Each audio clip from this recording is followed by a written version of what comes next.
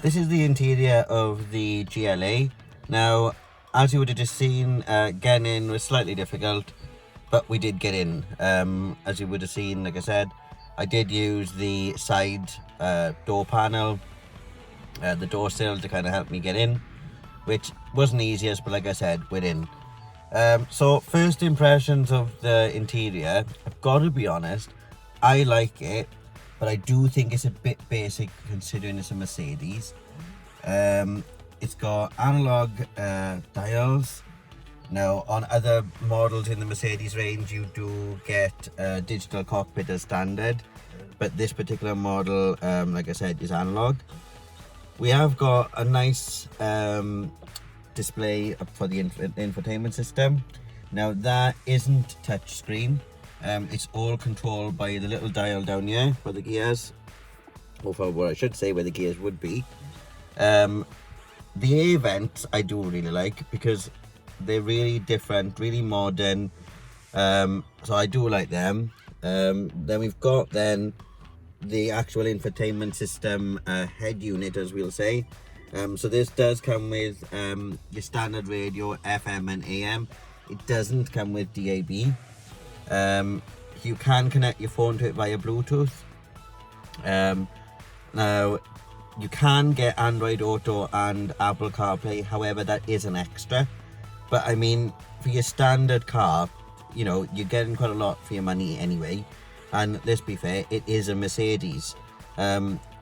Overall comfort, I've got to be honest, I find it really comfortable. Fuel economy is brilliant. We're averaging between 35 and 40. So it is a really good car. It's easy to drive around town, and like I said, it is really comfortable on long journeys. This is the boot of the Mercedes GLA. As you can see, it is quite a decent sized boot. The depth is pretty decent, but the height is an issue. As you can see when I close the boot here,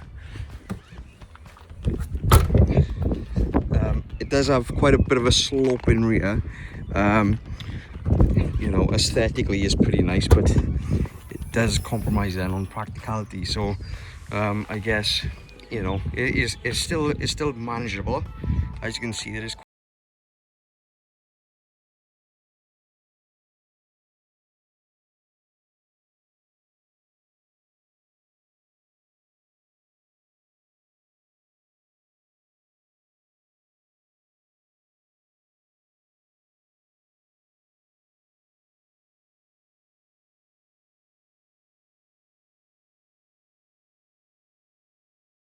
ratings.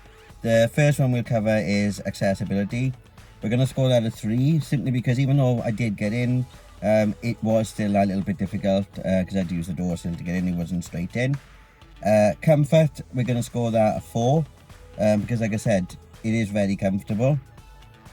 Performance, we are going to score that a 3, only because even though it's really good, as I said, driving around, it seems to be lacking a little bit of power. It could do with a bigger engine, I think, for such a big car. But I've got to be honest, like I said, it is still doable, and it is still more than drivable around town and motorways, you know. But I just think that it could have that little bit more power. And then practicality, we're going to score that a 3 because, like Corey said, you can get a wheelchair into the boot, but there's really not a lot of room considering the size of the boot. But then again, you know, we have had bigger cars with smaller boots. So overall, this is a really good car and a really good value for money.